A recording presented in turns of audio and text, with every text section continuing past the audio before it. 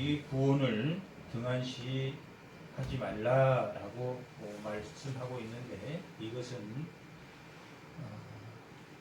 교회를 아직 믿지 않는 자에게 주는 말씀이 아니고, 당시 유대인 그리스도인을 위하여 이 편지를 썼습니다.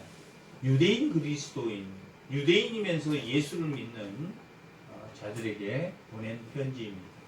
여러분이 우리가 사도 바울 서신에서도 본 바와 같이 기독교 초기에는 회당에서 주로 예수를 증언했습니다. 그러니까 구약을 기독교인도 유대교인도 구약을 함께 잘 사용하였기 때문에 회당에서 전할 수 있었습니다. 그런데 회당에서 예수가 오실 메시아라고 증거함으로 인해서 결국은 유대교와 기독교가 분리되었습니다. 그러므로 인해서 유대인 그리스도인이나 이방인 그리스도 중에 유대교인들이 기독교인들을 박해했으므로 구약은 저급한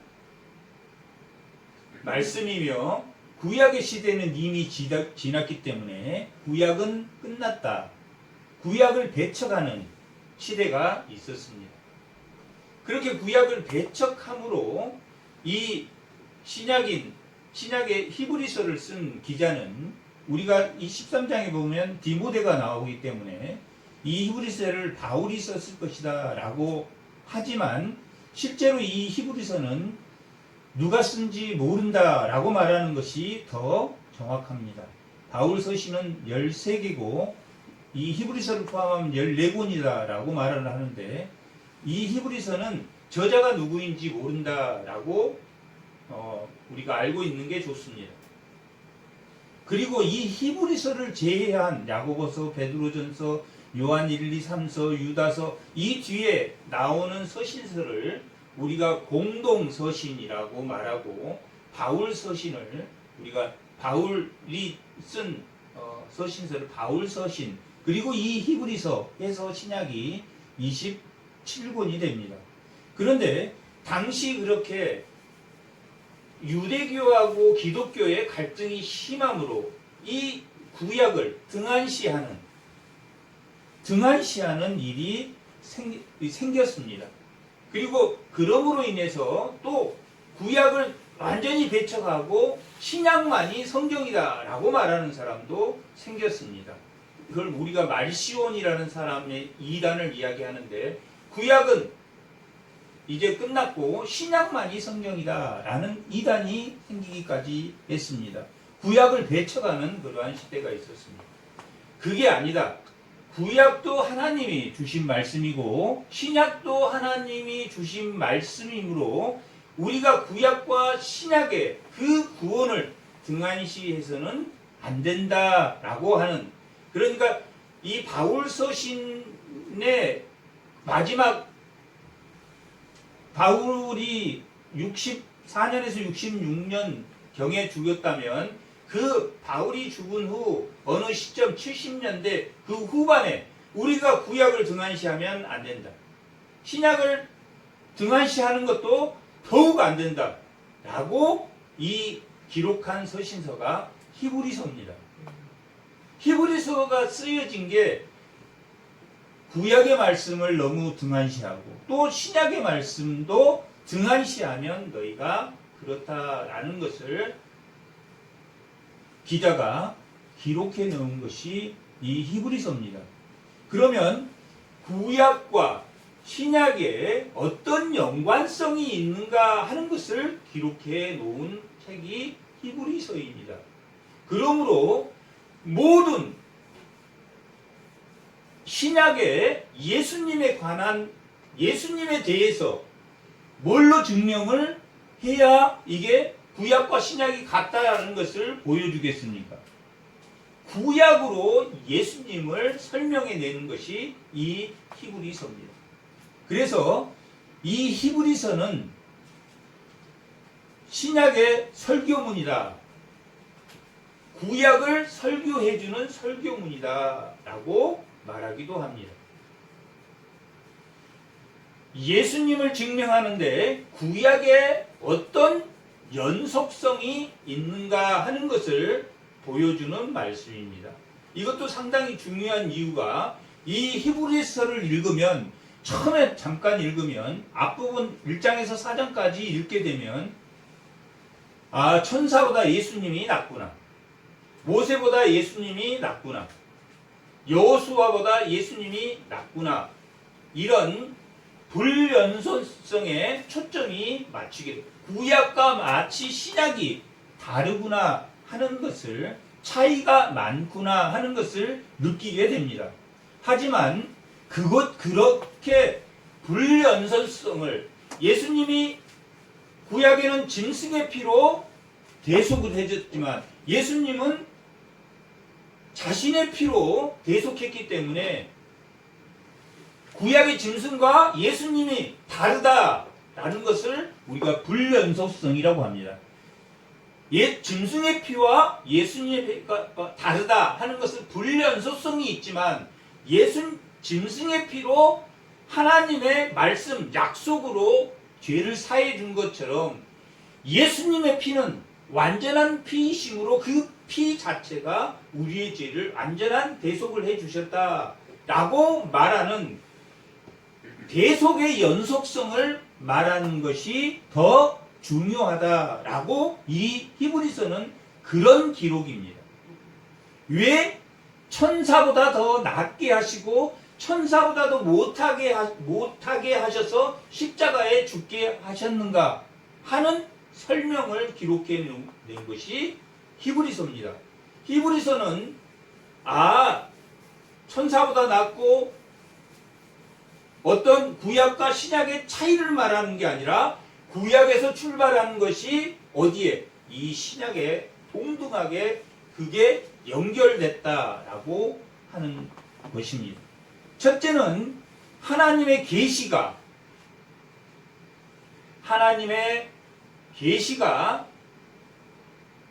신약에 그대로 연결됐다, 연속성으로 넘어왔다라고 이 히브리서 시작은 그렇게 하고 있습니다. 1장 1절에 보면 옛적에 선지자를 통하여 여러 부분과 여러 모양으로 우리 조상에게 말씀하셨다라고 기록되어 있습니다. 옛적이면 구약시대를 말합니다. 구약시대에는 누구에게 말씀을 줘서 대상은 누구로 했냐면 하나님의 백성으로 했다라고 기록되어 있습니다. 하나님의 말씀을 누구에게 줬다고 했습니까? 선지자를 통해서. 그런데 신약 때는 누구를 통해서? 그러나 2절, 이 모든 마지막 날에는 시작은 누가 했습니까? 시작도 하나님이 선지자를 통해서 말했고, 마지막 이 종말에도 누구를 통해서 말합니까? 하나님의 아들을. 구약 때는 누구를 통해서 했습니까? 선지자를 통해서 말했고, 신약 때는 하나님의 아들을 통해서 하나님의 아들이 중개자가 되어서, 구약 때는 모세가 중개자가 되어서, 선지자가 하나님의 중개자가 되어서, 매체가 되어서 말씀을 전했고, 이 신약의 시대에는 누가? 하나님의 아들이 말씀을 전한 것이다. 같다 안 같다? 같은 하나님의 말씀입니다. 하나님의 말씀은 동일하고 구약이 더 저급한 거고 더 낮은 거고, 그것은 기독교와 유대교 간의 갈등 때문에 있었고, 나중에는 이 히브리서 기자는 이름으로 인해서 구약의 유대교가 구약이 아닌데 이 예수 그리스도는 구약에도 있었고 신약에 예수님이 오셔서 드디어 그것이 완성되었는데 구약을 멸시하는, 등한시하는 그런 일이 발생하겠구나 해서 기록된 말씀입니다. 이 히브리서 전체는 그렇게 해서 1장부터 7장까지가 하나님의 아들 예수가 대제사장이다 라고 한 것이 1장에서 7장까지의 기록입니다. 8장에서 13장 마지막 장에는 뭐가 기록되어 있겠습니까? 대제사장은 어디에 들어가는 사람입니까? 성소에 들어가. 대제사장은 땅에 있는 제사장은 땅에 있는 성소에 들어가지만 예수님은 어느 성소에 들어갑니까? 하늘의 우편에 있는 성소에 들어가고 너희들도 하늘에 있는 그 우편의 성소에 들어갈 것이다. 아멘. 성소에 관한 내용이 8장에서 13장까지의 내용입니다.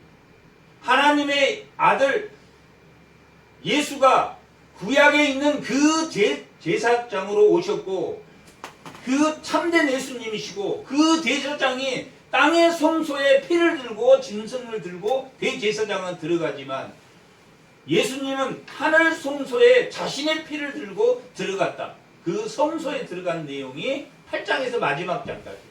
그러니까 1장에서 8장까지는 예수님이 하나님의 아들 예수님이 대제사장이다. 8장에서 13장까지는 그 대제사장이 들어가야 되는데 땅의 제사장은 땅에 있는 성소에 들어갔지만 예수님은 하늘 성소에 들어갔고 하늘 성소에 들어간 그 형제들 그 말을 듣고 그 말을 등한시하지 않는 자들은 어디로 들어간다? 하늘 성소 하나님 우편에. 왜? 예수님의 형제이기 때문에. 예수님이 왜 육신으로 와야만 됐습니까? 예수님이 육신으로 와야 되는 것은 구약의 말씀 때문입니다. 짐승의 피를 들고 들어갔기 때문에 짐승은 죄가 있습니다. 짐승이 죄가 무죄해서 하나님이 1년씩 대속죄일로 사람들을 하나님의 백성들을 속죄해 준 게 아니라 하나님이 짐승을 드린 깨끗한 짐승을 구별해서 드린 짐승을 드리면 속죄해 주겠다고 하는 그 약속 때문에 속죄해 주셨지만 예수님은 그 피 자체가 완전히 죄가 없는 무죄한 피고 단번의 제사로 하늘 성소 하나님 우편에 계심으로 그러므로 예수님은 이 땅에 뭘 흘려야 됩니까? 예수님도 짐승이 피를 흘린 것처럼 피를 흘려야 되기 때문에 뭘로 왔어야 됩니까? 완전한 인간으로 오셨어요. 예수님이 그대로 하나님이라면 영원 피를 흘릴 수가 있습니까? 없습니까? 못 흘립니다. 하나님은 피를 못 흘립니다. 천사들은 피를 흘립니까? 못 흘립니까? 못 흘립니다. 천사가 대신 십자가에 죽었어도 구속되나 안 됩니다. 그러면 구약의 말씀이 다 틀린 말씀이에요. 피를 흘려야 되는데 피를 흘리려고 하면은 뭘로 와야 됩니까? 사람으로. 완전한 죄 없는 사람. 죄 없는 사람은 예수님 한 분뿐입니다. 그렇게 하늘 성소에 들어가셨다. 하늘 성소에 들어가셨기 때문에 오늘 본문의 말씀 마지막 부분에 11절에 나와 있는 너희가 형제다 라고 하는 것은 아브라함에게 내 자손으로 내 씨로 복되게 하겠다라고 말씀하셨으므로 아브라함의 씨로 누가 오셨습니까? 예수님이 유다의 자손 아브라함 씨로 왔기 때문에 아브라함 자손이 되려면 우리가 약속의 아브라함 자손입니까? 혈통으로 아브라함 자손입니까? 약속으로 아브라함 자손이 되었으니까 예수님도 아브라함 자손이고 우리도 아브라함 자손이었기 때문에 우리하고 예수님은 뭐가 됩니까? 예수님 형제가 됩니다. 예수님을 거룩한 이라고 말하고 우리 그를 믿는 자도 거룩한 성도라고 부르는 것도 예수님이 대제사장인 예수님을 우리가 믿었기 때문이다 라고 이 히브리서는 증거하고 있습니다. 예수님이, 하나님의 아들인 예수님이 대제사장이고, 구약의 말씀이, 구약의 계시의 말씀이 예수님을 통해서 오셨고 선지자를 통해서 와주셨고, 구약의 제도가, 대제사장의 직분이 예수님을 통해서 대제사장으로, 제도가 예수님을 통해서 왔다. 그러므로 예수님은 하늘 성소에 들어갔다라고 기록하고 있는 것이 이 전체적인 이 히브리서의 내용입니다. 히브리서는 구약을 등한시하는 유대인들이 얼마나 많은 핍박을 했고 괴롭혔기 때문에 이 거룩과 이 구약은 멀다 라고 생각해서 아니다 라는 것을 증명하는 책이기도 합니다. 그렇게 보시면 됩니다. 오늘 본문을 보면 2장 그러므로 우리가 들은 것에 더욱 유념함으로 우리가 흘러 떠내려가지 않도록 해야 된다 라고 기록되어 있는데, 들은 것은 하나님의 말씀, 하나님의 말씀인데 어떤 말씀과 어떤 말씀을 말합니까? 구약 선지자를 통해서, 천사를 통해서 하신 그 구약의 말씀도 그 들은 것을 유념해야 되고, 주 예수, 처음 예수님이 이 땅에 오셔서 제자들에게 선포한 말도 뭐에서 들으라는 이야기입니까? 유념해서 들어라. 너희가 들었던 구약의 말씀도 유념해서 들어야 돼. 왜? 구약은 하나님의 말씀인데 하나님의 말씀을 선지자에게 주었고, 예수님은 예수님을 매개체로 해서 오늘 신약의 백성에게 말씀을 선포하고, 선지자는 이스라엘 백성에게 말씀을 선포한 그 말씀은 같다 안 같다? 같다. 그래서 등한시하지 말아야 된다. 구약의 백성들은 그 큰 구원, 하나님이 주신 그 율법과 그 율법에서 나온 그 메시아, 하나님이 보내겠다고 하는 아브라함 자손으로 보내겠다고 한 그 예수님을 믿지 않았으므로 뭐 했습니까? 이스라엘 멸망했다. 그 말을 등한시했기 때문에 그들은 뭐 했다? 멸망했다.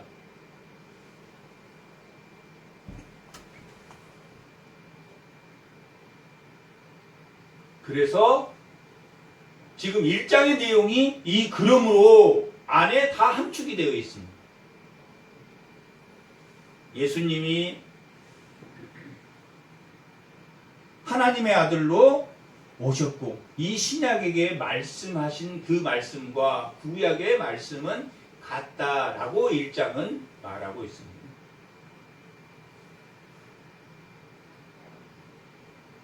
하나님이 하신 일은 통치입니다. 하나님이 하시는 일은 만물을 통치하십니다. 만물이 그 발 아래 복종했다라고 1장에 기록되어 있습니다. 그 만유의 상속자로 누구를 보냈다? 예수님을 보냈다. 하나님의 말씀도 예수님을 통해서 주셨고, 만물의 통치도 누구를 통해서? 예수님을 통해서 보냈다. 천사보다 낫다라고 기록하고 있는 것은 천사보다 예수님이 월등하다는 그 불연속성이 아니라, 천사가 만물이 하나님 앞에 복종하는 것처럼 천사도 하나님에게 수종드는 존재이며, 또한 예수님이 이 땅에 오게 될 때 그 천사들도 예수님을 수종들며 경배할 것이다 라고 기록되어 있습니다. 하나님의 계시의 말씀을 아들에게 주셨고, 만물을 통치하는 데 있어서 그 만물을 통치하는 것도 그 만물의 상속자로 하나님의 아들인 예수를 세웠다. 왜 천사에 대해서 나왔냐면, 당시 그들이 메시아가 예수님이 아니라고 생각한 그 유대교는 천사, 구약에서 구약 18장에 보면 아브라함에게 온 세 천사를 통해서 말씀하시고, 또 발람 시대 때 당나귀를 통해서 하나님의 여호와의 사자를 통해서 또한 여호수아에게도 말씀하시고 하는 것처럼, 천사, 하나님을 돕는 천사들을 통해서 하나님이 말씀하셨기 때문에 천사에 대한 숭배 사상이 있었습니다. 그 천사하고는, 예수님하고는 비교할 것이 아니다. 만물이 그 발 아래 복종하는 것처럼, 하나님의 통치가 만물에게 미치는 것처럼 내 아들에게 그 만물이 경배할 것이다. 예수님이 베들레헴 구유에 태어났을 때 천사들이 와서 수종 드는 것처럼, 천사들이 누구에게 나타났습니까? 목동들에게 나타났습니다. 목동들에게 나타나서 구유관을 알려주고 천사들이 이 예수를 수종했습니다. 이 천사들이 물론 예수님이 재림할 때도 경배하고 수종들었지만, 마지막에 예수님이 재림하실 때도 천사들이 수종들 것이다 라고 기록되어 있습니다. 천사들이 그 발 아래 복종합니다.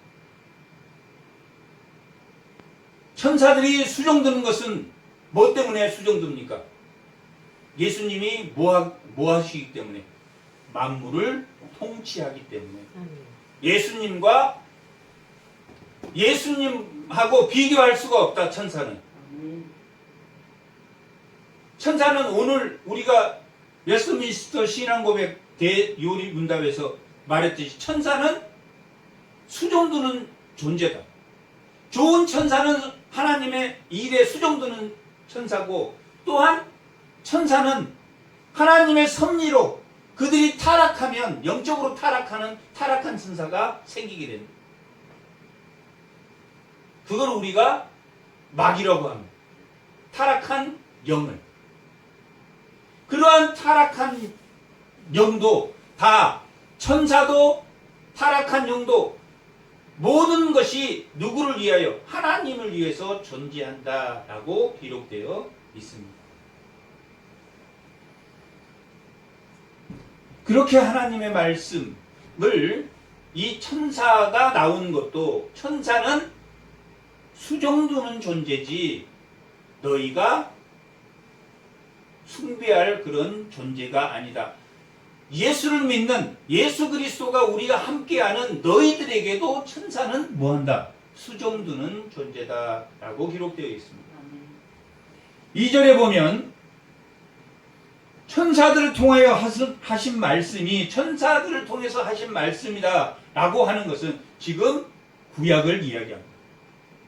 천사들을 통해서 하신 말씀이 견고하게 되어 모든 범죄함과 순종하지 아니함이 공정한 보응을 받았거든 이라는 것입니다. 아까도 이야기했지만 구약의 말씀을 경고합니까? 안 경고합니까? 경고하다. 구약의 말씀도 경고해. 신약의 말씀도 경고해. 하나님의 말씀은 똑같아요. 하나님의 약속은 무슨 약속? 나는 너희의 아버지가 되고 너희는 내 백성이 되리라 하는 출애굽기 6장에 제일 먼저 그 말씀이 첫 번째 나온 말씀입니다. 너희는 나의 백성이 되고 나는 너희 아버지가 되고 너희는 내 백성이 될 것이다. 다윗에게는 나는 너희 아버지가 되고 너희는 나의 아들이 될 것이다 라고 백성에서 아들로 바뀌었지만 내용은 같습니다. 이 히브리서도 지금 1장 5절 합니다. 다 같이 한번 1장 5절 읽어보겠습니다.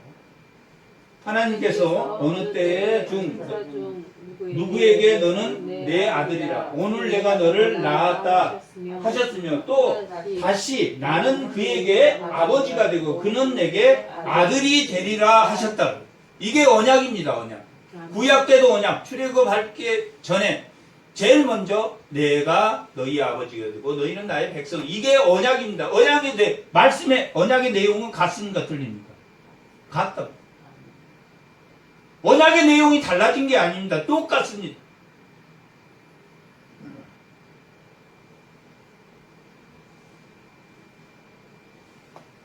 그런데 그 견고한 말씀을 뭐함으로 견고하게 되어 모든 범죄함과 순종하지 않음.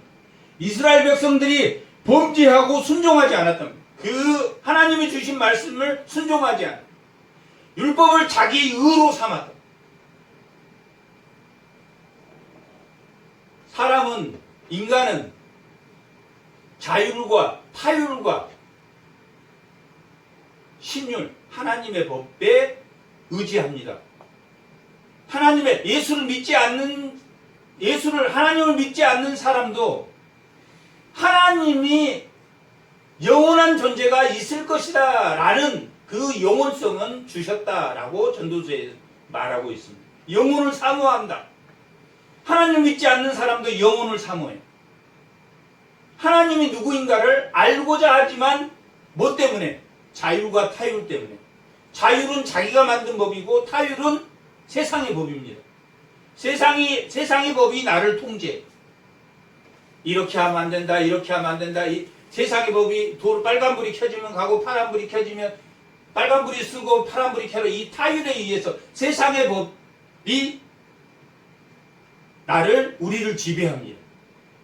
세상의 법은 나쁜 법도 있습니까? 없습니까? 나쁜 법도 있다. 독재국가에서는 나쁜 법을 만들어서 저녁 몇 시 되면 불을 끄고 자야 되고 통행금지가 있고 머리를 기르면 안 되고 이런 거 타인의 자유를 구속십니다. 은연중에 타인의 자유를, 민주국가일수록 타인의 자유를 덜 구속시킵니다. 어떤 법이라 할지라도 로마서 13장에는 어떠한 법이라도 타율이라도 너희가 다 지키라 이렇게 기록되어 있지 않고 어떤 법이라도 칭찬받을 일을 해라 라고 기록되어 있습니다. 불교를 믿은 사람이 대통령이 됐던 천주교를 믿는 사람이 대통령이 됐던 일자무식인 아무 무교인 사람이 대통령이 됐던 대통령을 권력자를 세우는 것은 누구다? 하나님이시다 라고 기록되어 있습니다. 그 타율의 법을 너희가 다 따르라고는 기록되어 있지 않지만 너희가 그 타율의 법에 칭찬을 받을 일을 해라 라고 기록되어 있습니다. 칭찬을 받을 일을 해라 라고 하는 그 말씀이면은 타율 속에도 하나님의 긍정적인 면이 있다 없다? 있다. 살인하는 자를 처벌하는 것은 그 예수를 안 믿는 권력자가 처벌하지만 만물을 통치하시는 하나님이 하시는 일 중에 하나다. 천사가 타락한 천사도 하나님의 섭리를 위해서 사용되는 것처럼 예수를 믿던 천주교를 믿던 불교를 믿던 어느 교를 믿던 다 하나님을 위해서 사용하게 돼 있다. 믿지는 않지만. 그래서 타율도 너희가 타율의 지배를 받아라 라는 게 아니라 타율에 의한 것도 칭찬받을 일을 해라. 자율은 버려야 되겠습니까? 안 버려야 되겠습니까? 자율은 완전히 버려야 된다. 우리 질그릇이 다 깨져서 예수님만 남아야 된다는 그 이유입니다. 그러면 타율밖에 없는데 자기가 만든 법은 다 자신의 쓴뿌리에서 나오는 법입니다. 자기 쓴뿌리에서 나오는 법이기 때문에 그 자율은 버려야 됩니다. 온전히 우리가 매주 이렇게 예배를 드리고 찬양하고 계속 성경을 배우는 것은 타율의 지배를 받지 않고 자율의 지배를 받지 않기 때문에 나는 날마다 죽노라. 예수의 생명이 나타나기 하기 위해서 나는 날마다 죽노라 라는 것은 내 자율이 날마다 죽어야 된다라고 기록되어 있습니다. 성경의 말씀으로 내 마음과 생각을 지켜주시는 하나님이 함께 하시는 평강의 하나님을 누리기 위해서 우리는 자유를 버리고 또한 타율도 하나님에 의해서 우리가 좌우로 치우치지 말라라고 말하는 것은 우리가 좌측도 됐다가 우측도 됐다가 이렇게 하지 마 중심을 잡으라 그런 뜻이 아닙니다. 성경에서 나오는 좌우로 치우치지 말라라고 하는 말은 지중해를 중심으로 애굽이 좌측에 있었고 가나안이 우측에 있었기 때문에 가나안의 죄에 빠지지도 말고 애굽의 죄에 다시 돌아가지도 말고 가나안의 문화도 배우지 말라. 그래서 여호수아가 가나안 땅에 들어가서 좌우로 치우치지 않았으므로 뭐 했다고 나옵니까? 형통했다. 애굽의 죄의 법을 따르지 않고 가나안의 문화는 무슨 문화입니까? 놀고 먹는 문화. 자율에 빠져 있는 문화예요. 가나안 문화는 자율에도 타율에도 너희가 좌우 치우치지 말라라는 것은 너희가 그래서 광야 40년 동안 율법을 왜 이 광야 40년 그 시내산에서 줬겠습니까? 좌로도 치우치지 말고 우로도 치우치지 말라고 그 광야에서 시내산에서 하나님의 법을 주었습니다. 좌우로 치지 좌측과 우측이 아닙니다. 죄에 빠지지도 말고 자율의 문화에 빠지지도 말고. 자율의 문화는 이게 즐거운 삶입니다. 가나안의 그 묵은 누룩은 이 성경에서는 음행을 말합니다. 음행. 언제부터? 옛날 옛적부터 사람이 인류가 태초에 난 그 이후에부터 왜 홍수의 심판이 있었습니까? 음행 때문에 하나님의 사람과 세상의 사람이 만나서 음행했기 때문에 홍수가 있어요. 오래된 누룩이야. 이 음행은 고치기가 쉽죠. 그게 가나안의 문화입니다. 즐기는 문화.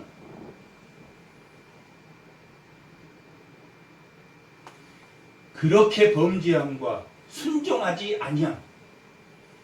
애굽의 죄로 돌아가지 않고 홍해의 물로 세리를 받은 거룩한 백성으로서의 광야에서 하나님의 말씀에서 너는 내 백성이 되고 나는 너의 아버지가 되겠다고 하는 그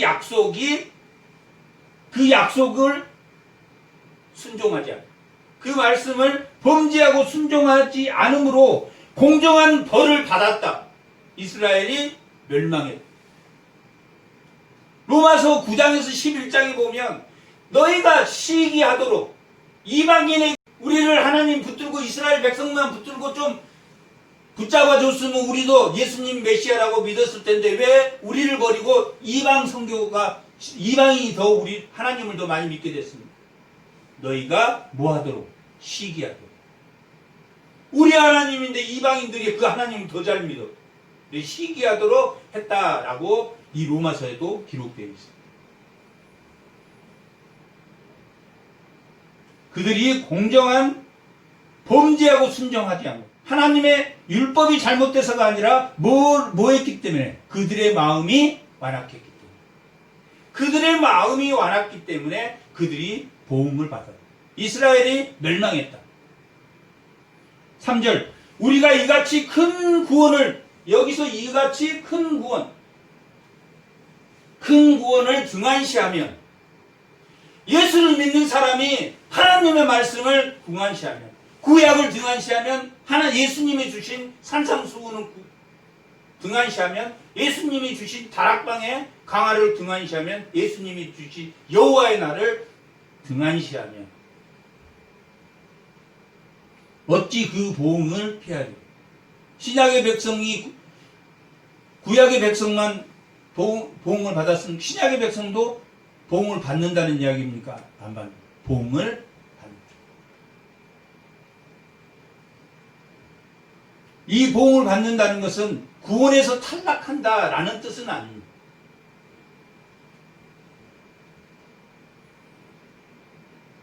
이 구원은 처음에 주로 말씀하신 바요 들은 자들이 우리에게 확증하는 바다. 처음에 주로 말씀하시고 들은 자에게 확증했다. 예수님이 이 땅에 오셔서 산상수훈과 제자도와 공동체도와 여호와의 나라와 다락방 이런 많은 가르침을 했던 그 말씀이 예수님의 입에 처음으로 한 말씀이다 라고 해요. 구약과 다르다는 뜻이 아니고 예수님이 가르치셨다라는 의미입니다. 이 히브리서에서 가장 중요한 게 아르케, 시작과 텔레오라는 끝이라는 말입니다. 어떨 때는 종국 끝이라고도 기록되어 있고 어쩔 때는 온전이라고 기록되어 있습니다. 온전이 이 히브리에서 나타나는 이 온전은 우리가 예수를 위해서 온전하게 된다 그 뜻이 아니라 종국에 왔다. 하나님의 말씀이 예수님으로 시작해서 말씀이 만물을 창조할 때 성령이 운행한 가운데 하나님이 말씀하셨다라는 건 하나님이 말씀 예수님을 통해서 창조하셨다라는 뜻입니다. 그 말씀이 창조 때도 있었고 시작에도 있었고 지금 예수님이 말씀하신 그 종말의 시대 1장 2절에 보면 이 모든 날의 마지막 이 모든 날의 마지막은 예수님이 이 땅에 오시면 종말을 선언하십니다. 예수님의 이제 마지막에도 누구를 통해서 아들을 통해 그 종말을 통해서도 이제 말씀을 선포하게 하실 것이다. 이 마지막 날, 이 마지막 옛적 에도 하나님의 말씀이 태초에 창조할 때도 예수님이 창조했고 종국에도 누가 예수님의 말씀으로 끝날 것이다. 아멘. 아르케와 텔레오라는 이 말이 이 히브리서는 뭐라고 기록되어 있냐면 온전이라고 기록돼요. 온전. 예수님에서 시작해서 예수님으로 12장 2절 한번 히브리서 12장 2절 다 같이 한번 읽어. 믿음의 주요 또 온전케 하시는 예수를 바라보라 할 때 믿음의 주요 또한 온전케 하신 예수를 바라보다 하는 것은 이 온전케는 믿음의 시작도 주고 믿음의 온전히 뭐라고 했습니까? 텔레오 끝이라는 뜻입니다. 그 끝도 예수인 예수를 바라봐라. 시작도 예수고 끝도 예수인 예수의 말씀을 바라보라 라고 기록되어 있습니다. 아멘. 이 온전이라는 단어가 끝이라는 단어입니다. 내가 집에서 출발해서 호숫가 한 바퀴를 돌아서 돌아와도 제가 바뀝니까? 안 바뀝니까? 안 바뀐다. 우리가 이 야고보서에 나오는 온전은 한 바퀴 돌고 와 사람이 변했어. 더 온전해졌어. 그런 온전이지만 이 히브리서에 나오는 온전은 끝이라는 거예요. 예수님이 말씀으로 시작해서 예수님이 그 말씀의 끝에 도착했다. 그런 뜻입니다.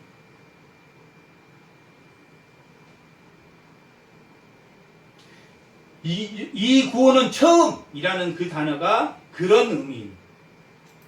주로 이제 예수님의 그 종국의 끝조 예수님이 말씀하신 걸로 끝났다. 그 들은 자는 사도들입니다. 2장 3절 주로 말씀하신 바요 들은 자들이 우리에게 확증했다. 들은 자는 사도고 우리는 신약의 백성입니다. 들은 자도 하나님의 말씀을 확증해요.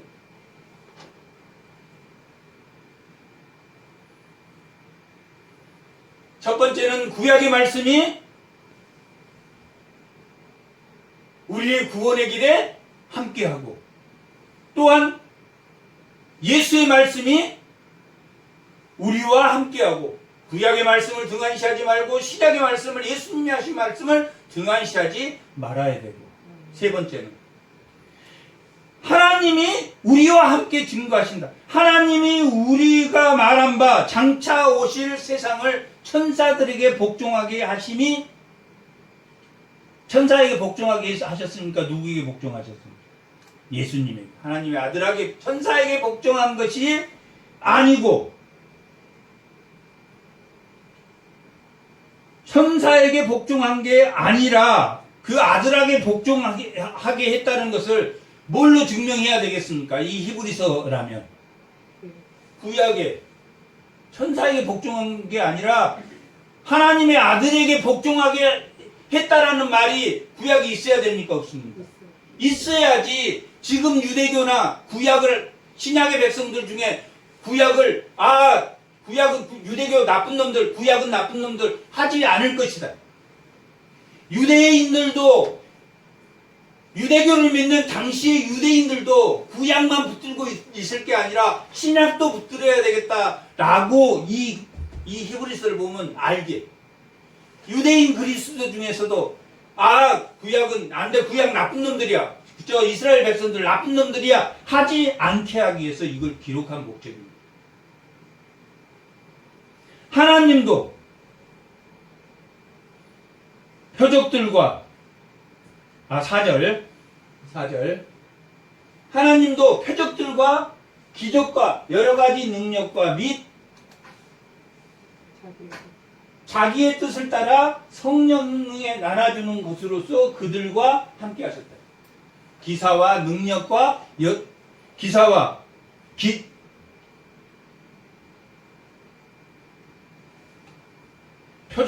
표적과 기사와 여러가지 능력과 성령에 나눠주신 것. 하나님의 뜻대로 성령에 나눠주신 것은 뭡니까? 고린도전서 12장 4절 합니다.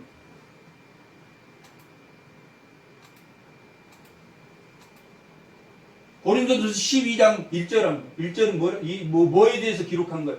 형제들아 신령한 것에 대해서. 14절도 신령한 것에 대해서. 4절 은사는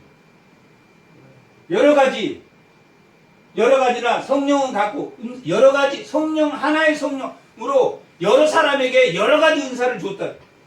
그 지금은 여러가지나 주는 같으며 또 사역은 여러가지나 모든 것을 모든 사람에게 가운데 이루시는 같으니 각 사람에게 성령의 나타나심은 유익하게 하게 하심이라. 어떤 사람에게는 성령으로 말미암아 지혜를, 말씀을, 어떤 사람에게는 같은 성령에 따라 지식의 말씀을, 어떤 사람에게는 믿음을, 어떤 사람에게는 이렇게 성령은 여러 가지 방식으로 성령을 가졌으니까 다 똑같아야 되는 건 아니에요. 성령을 가졌으니까 다 똑같아야 된다고 하는 것은 성경이에요. 성령을 가졌으니 자기 은사에 따라 하나님의 은사가 다 다릅니다.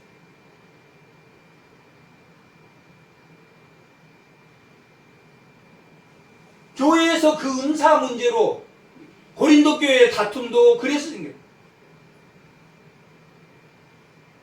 선비와 지식인과 글 잘 쓰는 사람은 다 은사가 다른데 다 자기가 맞다고 생각해요. 은사를 다 따로 자기가 좋아하는 그 부분을 자기가 담당해서 해야 됩니다. 여러 가지 성령의 은사로 주셨다. 여러 가지 성령의 은사.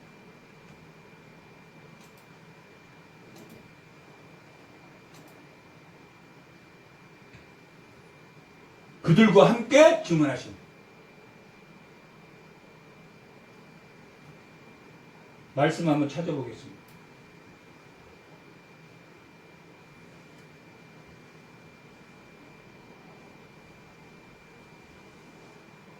신명기 34장 10절에서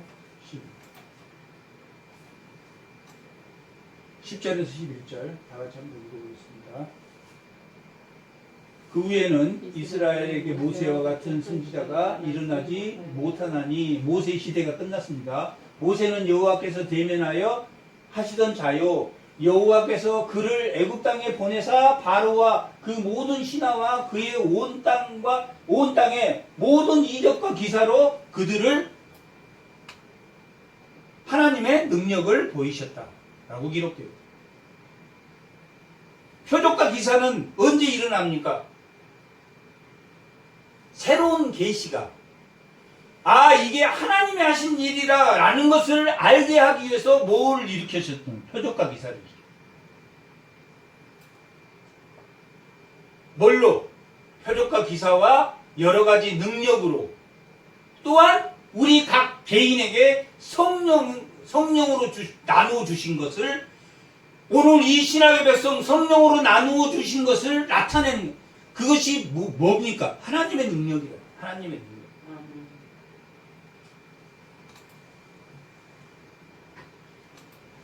에레미야 32장 20절. 에레미야 32장.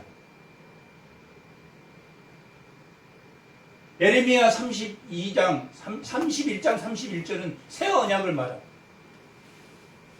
새 언약을 말한 새로운 시대를 말할 때도 뭘로 32 에레미야 32장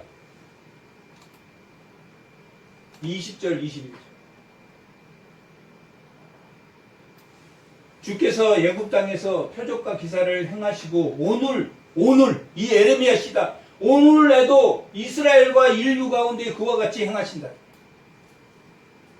새 언약의 시대를 이끌어가는 것은 뭡니까? 새 언약이 이끌어가신 것은 구약의 말씀과 예수님의 말씀과 하나님이 함께 하시는 기적 표적과 기사와 능력과 오늘 우리 시대 신약의 백성에게 준 그 성령의 은사로 하나님의 능력이 나타납니다. 표적과 기사와 표적과 기사는 언제로 끝났습니까? 사도에게까지 끝났습니다. 하나님 우리와 함께 하신 것은 성령에 나누어 주는 것. 각자 나누어 주는 것이다.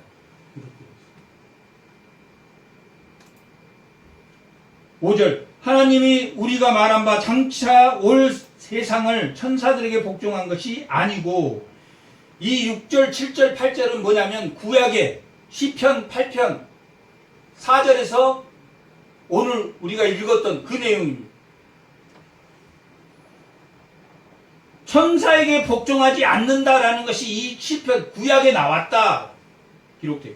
사람이 무엇이기에 주께서 그를 생각하시며 인자가 무엇이기에 주께서 하나님께서 메시아인 예수 그리스도를 돌보나이까. 그를 잠시 예수님을 잠시 천사보다 못하게 예수님을 잠시 사람보다 낮은 종의 형체로 십자가에 죽게 하셨습니다. 그 말입니다. 그를 잠시 천사보다 못하게 하시고 영광과 존귀강을 십자가에 못 박아 죽게 하시고 부활 승천하게 하셨다. 존귀의 간을 썼다. 부활 승천. 하나님 우편에 가셨으니까 존귀하게 됐다. 가장 낮은 자에서 승귀했다.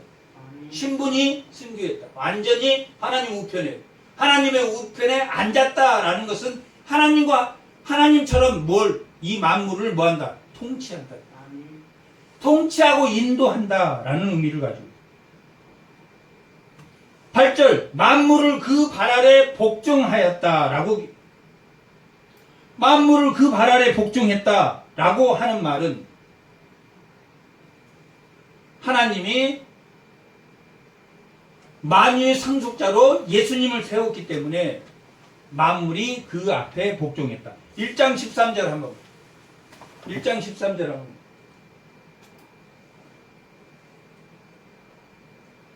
어느 때의 천사 중에 누구에게 내가 너희의 원수로 내 발등상 발등상이 되게 하기까지 너는 하나님 우편에 앉아 있으라 라고 천사에게 원수로 발등상이 되게 했느냐. 천사에게는 모든 이 대적들이 그 발 아래 무릎을 꿇게 하지 않았다. 만물이 이 모든 원수가 발 아래 복종했다. 13절에는 온수가 발 아래 복종했는데 오늘 이 지금 8절에는 뭐 만물이 그 발 아래 복종하게 돼. 뭐 했기 때문에? 하나님이 발 아래 만물이 복종한 것처럼 만물이 하나님을 위해서 존재한 것처럼 하지만 그 만물이 만물 피조물과 하나님은 다르다. 고린도전서 15장 27절.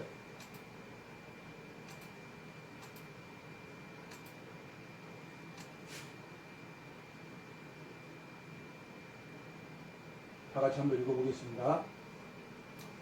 만물을 그 발에 두셨다 하셨으니 만물 아래 두었다 하실 말씀하실 때에 만물은 그 아래 두신 이 만물을 그 아래 두신 이가 누굽니까? 하나님인데 하나님은 그 중에 듭니까? 피조물과 같습니까? 않습니까? 만물과 들지 아니합니다. 예수님과 하나님은 만물을 발 아래 통치하고 예수님이 뭐 때문에? 그 자비와 신실함으로 십자가에 죽으시기 위해서 인간으로 왔지 우리하고 피조물하고는 같다 틀리다. 다르다. 아멘. 어떻게 생각하면 우리가 예수님의 형제니까 같으니까 예수님은 독생자고 예수님은 맏아들이고 1장 6절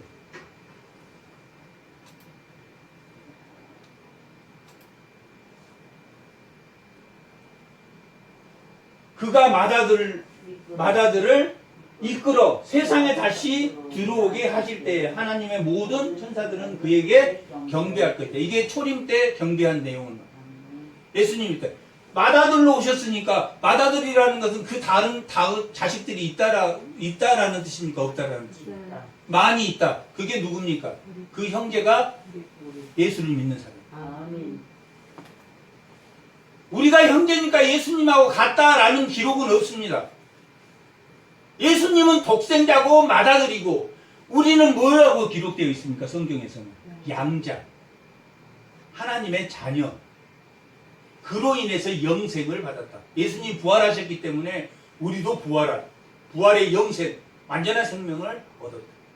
우리가 사는 동안에는 그것을 이루었다 아니면 끝났다 맛보는 것이다. 사는 동안에는 천국을 맛보는 것이다. 바리새인들이 그걸 몰랐어. 사두개인들이 그걸 몰랐어. 그래서 예수님이 마태복음 11장에 너희와 함께 있는데도 너희가 모른다라고 기록돼요. 천국은 너희와 함께 있다. 너희가 지금 예수님이 이 땅에 오셨기 때문에 천국을 맛본 완성은 언제 됩니까? 예수님이 재림할 때 완성이 되는 천국은. 그것이 바리새인과 서기관들이 몰랐던 것입니다. 그들은 구약에서 여호와의 날이 오면 만국을 제패하는 이 세상에 하나님 아래 다 모든 것이 굴복하는 걸로 알았습니다. 그래서 예수님이 왕이 되면 한자리 하려고 생각해요. 예수님이 예루살렘에 왕으로 오시면 이제 이 세상 만국은 하나님이 다 지배 통치가 이루어지겠군. 그때 나도 어느 한 자리 해야지. 그러나 예수님이 왔지만 여전히 이스라엘은 누가 정복하고 있습니다. 로마가 정복하고. 바리새인들이나 서기관이 볼 때 그러면 구약의 말이 틀렸냐? 그분 메시아가 오면 만국을 지배하는 시대가 올 것인데 그래서 이사야 40장에서 66장까지는 내재하는 하나님 1장에서 39장까지 힘의 하나님 열방을 의지하지 마라. 40장에서는 이제 그 메시아가 오니까 고난의 종 그 메시아가 오니까 그 내재하는 하나님을 말해. 너희와 함께하는 하나님. 종국에는 예수님이 재림하는 종국에는 완전한 천국이 이루어지지만 이 땅에 천국이 완전한 천국을 이루어지지 않는 것이.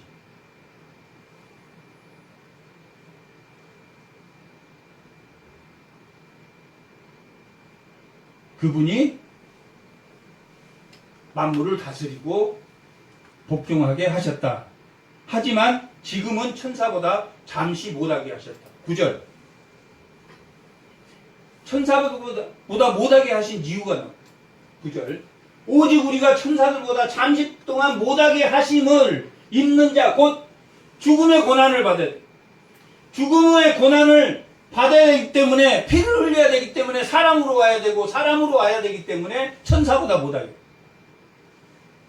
고난을 받음으로 말미암아 영광과 존귀관을 쓰신 예수를 보니 이를 행하시는 하나님의 은혜로 말미암아 뭡니까? 존귀와 십자가의 고난을 흘리시는 것이 뭐라고 나와 있습니까? 하나님의 은혜다. 하나님의 은혜로 존귀에 십자가에서 죽으심으로 부활 승천하셨다. 존귀의 관을 쓰셨다. 그것이 하나님의 은혜다. 3장 4장의 내용은 이 십자가를 지시는 신실함과 자비하심이 무엇인가 기록되어 있는 게 이 3장 4장 5장의 내용입니다. 십자가를 지신 그 신실함과 자비하심이 무엇인가? 하나님의 은혜로 말미암아 모든 사람을 위하여 죽음을 맛보려고 했다. 죽음을 맛본다는 것은 뭡니까? 죽음을 맛보다라는 뜻은 실제 일어난 일이라는 이야기입니까? 아니면 그냥 죽음을 가짜로 맞이했습니다. 예수님이 그냥 하나님이시고 참 하나님이시고 참 인간이기 때문에 신성을 발휘해서 죽음을 맛보지 않았습니까? 참 인간으로 죽음을 맛봤죠. 실제로 죽었다. 실제로 죽음의 고난을 당했다. 그러니 너희들도 그 고난에 참여하는 것이 뭐하다? 마땅하다, 마땅하지 않다. 마땅하다. 하나님의 존귀의 관을 쓰려면 우리는 고난을 통해서 뭘 알아가야 됩니까? 그 예수님이 십자가에 지신 그 고난을 반드시 치른 것처럼 우리도 이 땅에 살면서 고난을, 그러나 하나님은 악으로 시험합니까? 시험하지 않습니까? 악으로 시험. 다 범죄함은 어디에서 나옵니까? 자기 육신의 탐욕에서 나옵니다. 범죄함과 순종하지 않는 것은 인간에게 있는 거지 하나님이 시키진 않습니다. 천사에게도 하나님이 시키진 않아요.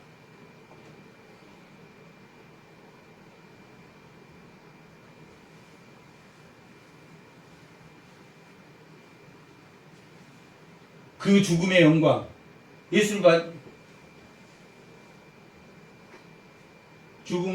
예수를 보니 이 행하시고 하나님의 은혜로 말미암아 모든 사람을 누구를 위해서? 모든 사람을 위하여. 하나님의 택한 백성의 모든 사람. 하나님의 백성, 택한 백성을 위해서 예수님을 죽었다. 모든 사람을 위하여 죽음을 맛보러 하십니다. 그러므로 만물이 그를 위하여 또한 그로 말미암는 이가 많은 아들들을 신약의 백성, 예수님을 믿는 신약의 백성, 구약의 백성을 많은 아들들을 이끌고 어디에 들어가게 하셨습니까? 영광에 들어가게 하신 일에 그들의 구원의 창시자들, 구원의 시작이다. 아르케. 구원의 시작이고 구원의 뭐다? 종결자다. 예수님이 시작할 때 신앙과 종결 때 온전할 때 이 신앙이 온전해졌다는 것이 시작할 때하고 끝이 다르다는 게 아니라 시작도 예수님이 하셨고 끝도 누가 맺는다? 예수님이. 누가 시켰습니까? 하나님이.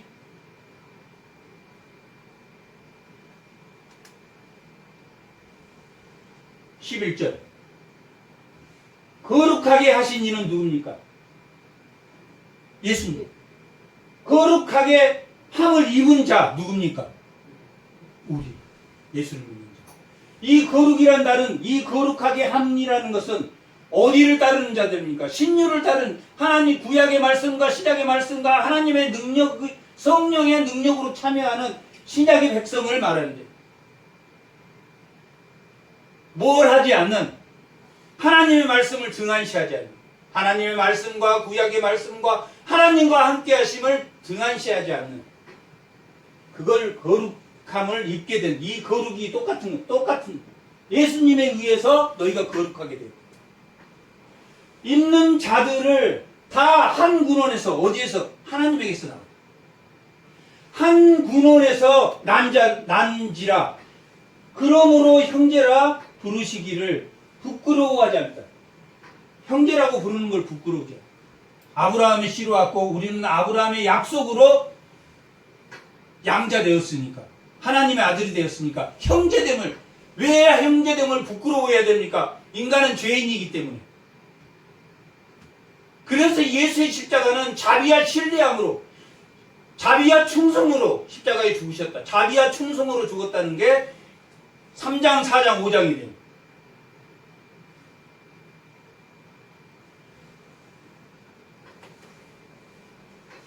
올려보세요. 형제라 부르기를 부끄러워하다. 이러므로 내가 주의 이름을 내 형제들에게 선포하고 형제들에게 선포했다 하고 내가 주를 교회 중에서 형제들에게 선포했다. 하나님의 아들인 양자가 뭘 받았다? 예수님이. 예수님이 머리로 교회를 받았다. 그 형제들을 받았다. 교회가 그래서 생긴 거예요. 그래서 교회가 구약의 말씀과 주님의 말씀과 하나님의 능력을 안에 우리가 지체라.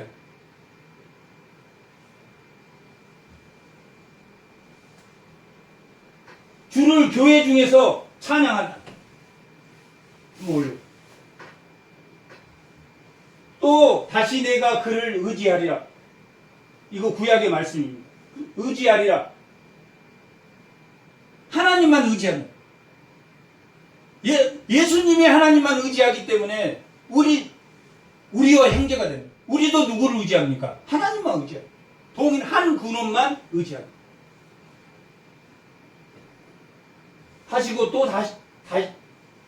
다시 볼지어다. 나와 및 하나님께서 주신 자녀들이라 하셨으니 자녀들을 이게 지금 하나님께서 주신 자녀라 하셨으니 자녀들을 혈과 육에 속하게 하심에 그도 또한 몸 모양으로 육신의 모양 혈과 육으로 함께 나심은 하나님이 예수님을 우리가 형제라고 부르고 형제라고 부끄러우지 않고 그 자녀를 주었으니까 예수님이 아브라함의 자손으로 와야 되기 때문에 혈과 육으로 왔다.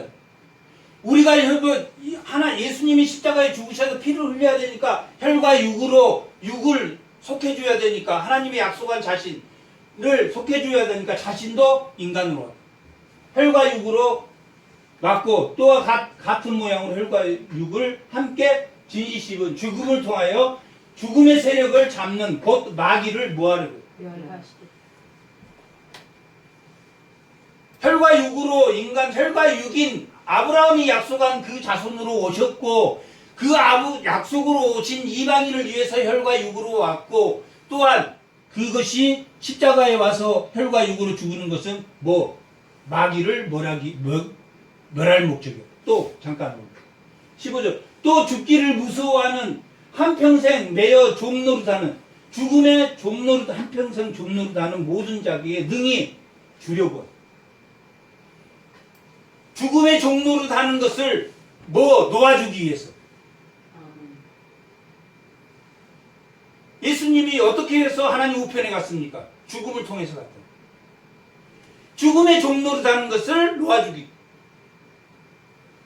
하나님 우편에 가는 길은 죽음을 통해서밖에 없습니다.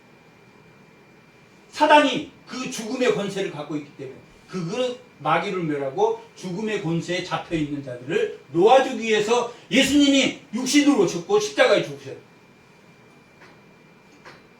이는 확실히 천사들에게 붙들어 주려고 하심이 아니요 오직 아브라함 자손을 붙들어 주려고. 아브라함 자손이 누굽니까? 예수를 믿는 약속으로 온 이방인 우리도. 아브라함 자손을 위해서 예수님이 뭘로 왔다는 혈과 육으로 오셨다.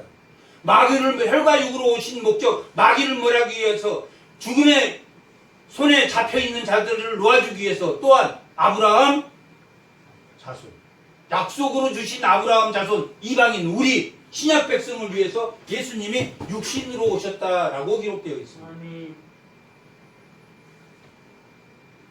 그런 예수님을 그런 구원받는 그리스도 유대인에게 또 기독교를 핍박했던 그 유대인들에게 또한 이방인 이 히브리서는 유대인들만 보라고 준 편지가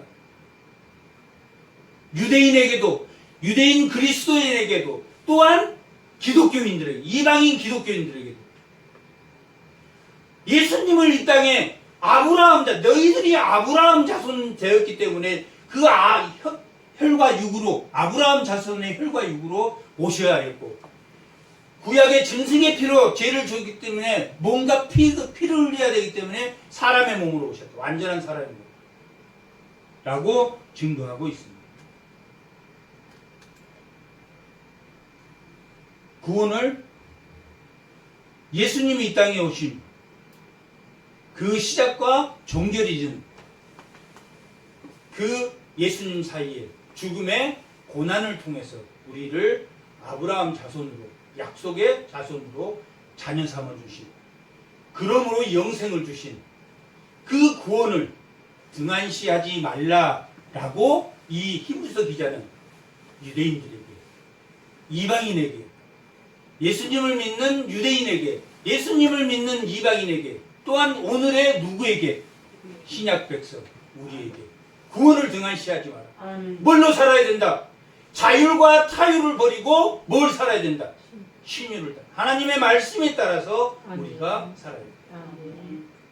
하나님의 말씀을 따라 사시는 등한시하지 않는 구원을 등한시하는 하지 않는 주의 영생의 자녀가 다 되시기 바랍니다. 아멘.